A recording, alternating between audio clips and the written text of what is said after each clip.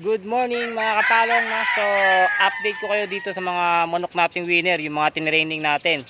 So nandito na ulit sila sa cording ngayon, no? Binalik na natin, mga recover na kagad sila sa sugat, no? So malaking tulong talaga yung nadudulot ng training. Hindi sila masyadong nahihirapan sa laban. Tapos yung katawan nila mabilis makarecover sa sugat. Okay. Ito yung video, no? Intro muna tayo mga kapalong.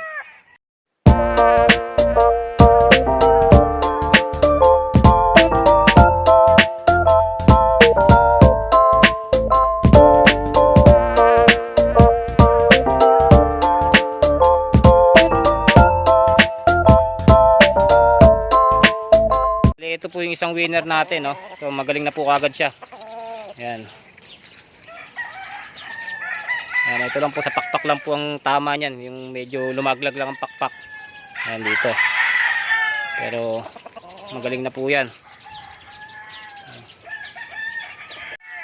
Ito pa po yung isa nating winner. Ayan. So ayan po siya, no? Hindi pa nga po siya napapaliguan. Nandiyan pa po yung number sa paa niya. So ito lang po ang kanyang tama. Ayan po, no. Yan po ang kanyang tapak tari lang. Yan po yung daliri niya, no. Medyo umunat lang tong kanan. Tsaka konti rito sa pakpak, sa hihita. So ayan lang po yung sugat niya.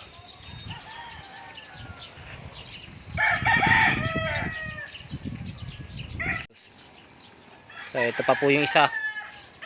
Ito po yung isa nating winner, no. So ito po kanyang tama sa pakpak din. Tapos ayan po sa kanyang hita, no. Ayan po. So pagaling naman na po na. Ayan. Ayan lang po ang kanyang sugat. Ayan, mabilis po siya recover. Ayan po, ito yung sa pakpak niya rin. Ayan. So ayan pa po yung isa nating winner, yung mga tinraining natin na manok. Ayan po siya. Ayan. So ito pa po yung isa. Ito pa po yung isa nating winner. Mabibilis po silang recover sa sugat. Ayan po ang kanyang tama. Ayan. Ayan po yun. Sa pakpak lang po ang sugat niya. Ayan. Nagusan lang po yan sa pakpak. Ayan. Ayan po ang kanyang sugat. Yung isa, makikita niyo po may balot pa po yung kanyang kanang paa dahil po sa tapak tari. Ayan. Ito po yung sugat niya. Magaling na po agad. So ayan po yung kanyang sugat sa ilalim. Ayun na nga po, no, mga kapalong, no, nakita nyo po yung 5 nating manok na may sugat na mga binaig na natin sa cording, yung mga nilaban natin. Bali 6 po yan sila, talo po yung isa. So ganun po, no, yung sinasabi nga po yung mga manok natin sa training, pagod at puro talo dahil nga po stress, nagkakamali po kayo, no. Malaking tulong po sa panlabang manok ang training.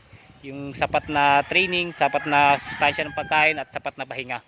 So matutulungan po nila yun sa ang manok natin sa laban, pati po sa pagre-recover nila sa sugat. Okay, so yun lang po mga palong, no. Salamat.